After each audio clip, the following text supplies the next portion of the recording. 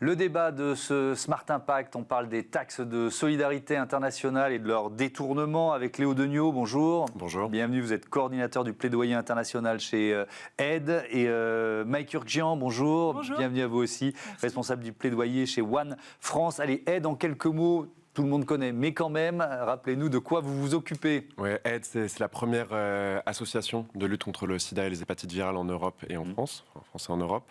C'est une association de terrain. On est sur une 60aine de lieux de mobilisation en France. Et le but de Aide, c'est d'agir avec et auprès des populations les plus concernées par l'épidémie. Et One, c'est une ONG internationale, c'est ça? C'est ça, c'est une ONG internationale de campagne et de plaidoyer. Oui. Donc nous, on n'est pas vraiment sur le terrain, mais l'idée, c'est de sensibiliser un peu les décideurs, les journalistes et l'opinion publique à la nécessité de lutter contre l'extrême pauvreté en Afrique et les maladies évitables. D'accord. Voilà. Et ce qui vous réunit, vous menez un combat commun autour des taxes de solidarité internationale. De quoi on parle déjà? Oui, alors déjà peut-être rapidement, la solidarité internationale, c'est quoi? C'est une politique qui est née de la Seconde Guerre mondiale. Oui. C'est l'idée qu'il y a des pays riches, des pays pauvres, qui a un besoin de soutenir le développement de ces pays pauvres, et que du coup, on va avoir des transferts financiers un peu entre les pays riches et les pays pauvres. On s'est rendu compte assez rapidement qu'en fait, les besoins étaient énormes et que les crédits budgétaires d'un État ou même d'un ensemble de plusieurs États ne seraient pas suffisants. Et donc est née cette idée d'avoir des taxes solidaires, c'est-à-dire des financements un peu pérennes, plus abondants et prévisibles, qui puissent aller soutenir les pays en développement. Vraiment, l'idée de base au départ, c'est essayons d'aller chercher, d'aller taxer les bénéficiaires de la mondialisation pour soutenir ceux en fait qui n'en bénéficient pas. Oui.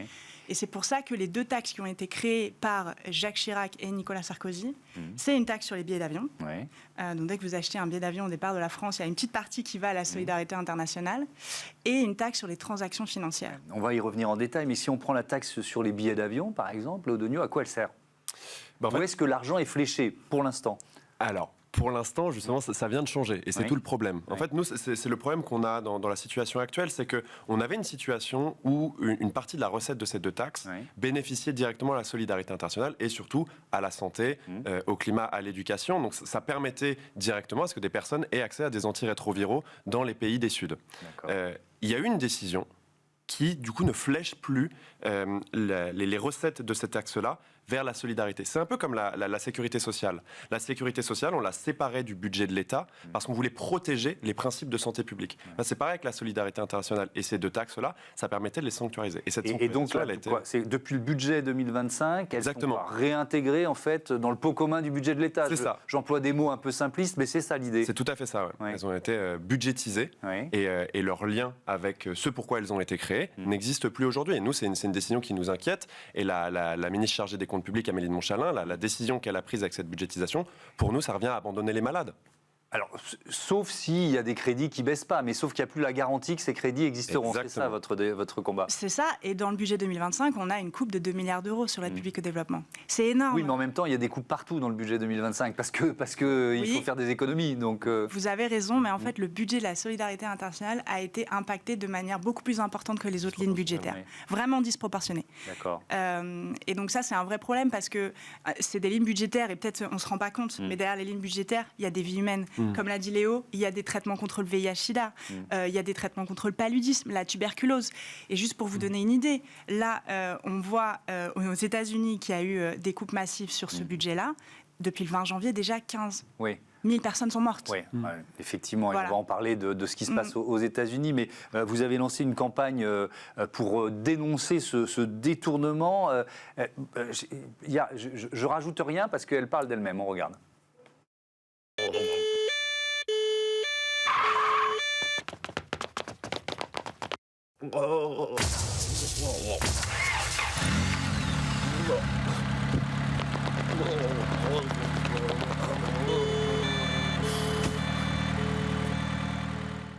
Il y en a une aussi avec des pompiers qui arrivent sur un feu de forêt et puis qui arrosent à côté et qui font pousser des fleurs. Cette campagne, elle s'adresse au grand public.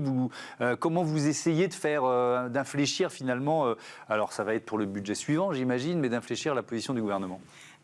Alors juste, la campagne, du coup, vous voyez bien, l'idée c'est de démontrer l'absurde. On a créé ces taxes et en fait, on a un discours du président Chirac, on a un discours du président Sarkozy qui disent bien, ces taxes, on les met en œuvre uniquement pour financer la solidarité internationale.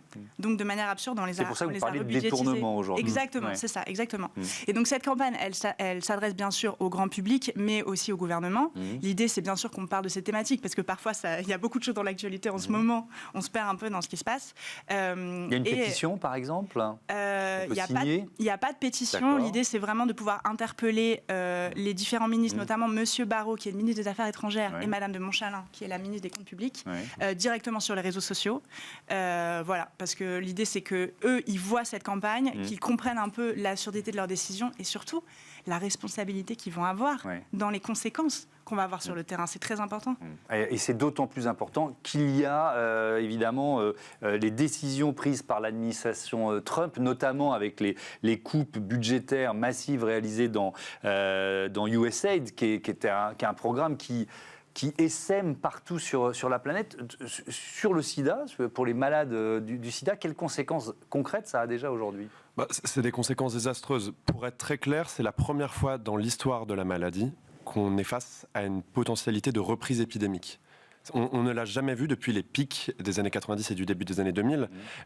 Concrètement, comme Maëlle disait, c'est des morts qui sont déjà comptabilisables sur le terrain. Donc c'est PEPFAR, l'organe bilatéral des États-Unis pour la lutte contre le VIH-Sida, qui a été partiellement interrompu, très majoritairement interrompu, et c'est 58% de la réponse internationale qui est coupée d'un coup comme ça. Et ça, c'est l'accès... Réponse internationale, c'est du budget. C'est ça, exactement. Proposé par les pays les plus riches pour aider les pays les plus pauvres face au sida. Exactement. Ça, hein. Les États-Unis, dans la lutte contre le sida, c'est 80% des financements. Donc c'est énorme. Et c'est surtout beaucoup de traitements. Donc là, il y a des ruptures de traitement. Nous, dans notre réseau, le réseau de Coalition Plus, en République dominicaine, c'est 180 employés qui sont suspendus. Au Cap-Vert, c'est 25% des activités de prise en charge des personnes vivant avec le VIH qui sont maintenues. C'est-à-dire que les 75% ne le sont pas. Donc on va avoir des transmissions mère-enfant, on va avoir des populations qui vont être éloignées du soin, qui vont plus avoir accès aux traitements antirétroviraux et qui vont aussi repartir sur les nouvelles contaminations. Ces coupes franches dans les budgets du USAID, Mike Urkian, ça a des conséquences dans d'autres domaines, notamment dans la lutte contre la pauvreté ? Oui, bien sûr. Donc là, Léo a parlé beaucoup de l'impact sur la santé, mais ça a un impact aussi sur la faim. On a déjà chiffré en milliers de personnes le nombre de personnes qui vont mourir de la faim. Et en fait, alors, c'est quand même une politique qui vise à sauver des vies humaines, mais il y a des impacts, bien sûr, sur d'autres secteurs. Par exemple, aujourd'hui, on parle beaucoup de défense et de sécurité. Mais en fait, qu'est la sécurité internationale dans un monde qui n'est pas stable ? Et l'aide publique au développement, elle a aussi cette vocation. Parce qu'imaginez un pays où on a des reprises épidémiques, où il y a des gens qui meurent de faim, on sait tout de suite qu'il y a une insécurité qui va s'installer et que ça aura des impacts sur la stabilité du monde. Donc ça, c'est une première chose. Il y a plutôt une baisse de la pauvreté tendancielle. Donc ça veut dire que la pauvreté mondiale, elle peut repartir à la hausse, là ? Oui, et c'était déjà le cas. En fait, il y a eu vraiment, on a fait d'énormes progrès. Cette politique, elle fonctionne. La part de l'extrême pauvreté dans le monde, elle a été réduite de 70% depuis les années 90. Donc vraiment, on peut tous être fiers de ce qu'on a fait. Depuis le Covid-19, ça stagne.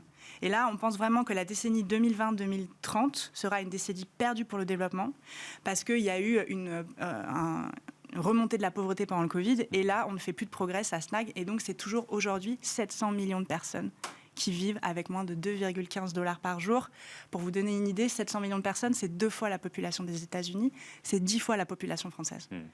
Et ça, ces taxes, justement, elles étaient là pour garantir qu'on ait un budget pérenne pour aider ces gens et s'assurer qu'ils aient accès à des droits sociaux et humains de base. Est-ce qu'il y a des pays, alors on peut sortir du cas français, mais des pays qui prennent le relais ou qui se préparent à prendre le relais des États-Unis ? Pas aujourd'hui.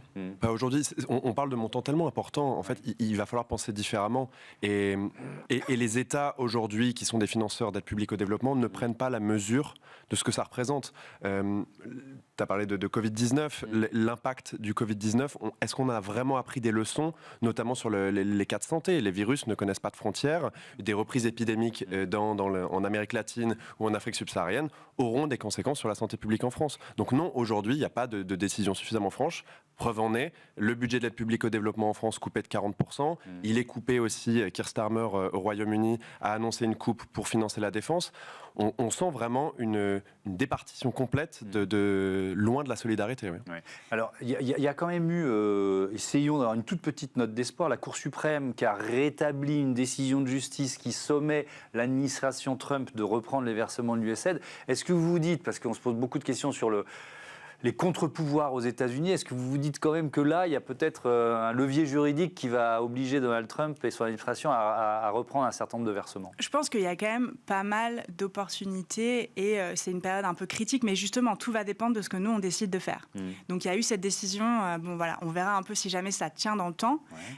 Mais encore une fois, nous, au niveau européen, on a les outils aujourd'hui et on a, c'est ce qu'on appelle les financements innovants, les fameuses taxes qui nous permettraient, alors pas de complètement remplacer les États-Unis, c'était trop grand, mais d'arriver à limiter les dégâts de manière considérable. Parce qu'en fait, ces taxes aujourd'hui, elles ne sont, en tout cas pour la TTF, pas payées par le citoyen. Et en fait, elles ont des potentiels de revenus qui sont énormes si on arrive à les renforcer, à les rendre plus transparentes.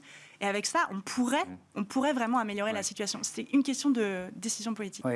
Après, on peut aussi se dire, je vais mettre un peu les pieds dans le plat, que c'est aussi peut-être l'occasion pour les pays qui bénéficiaient de cette aide de se prendre un peu plus en main. Vous voyez ce que je veux dire?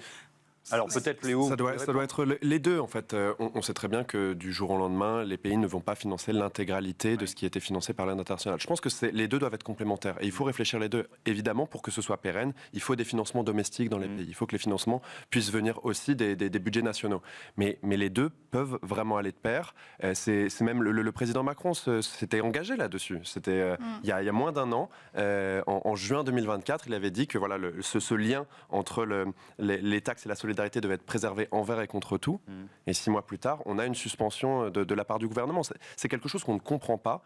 Et dans l'état de la solidarité, ça pose vraiment question.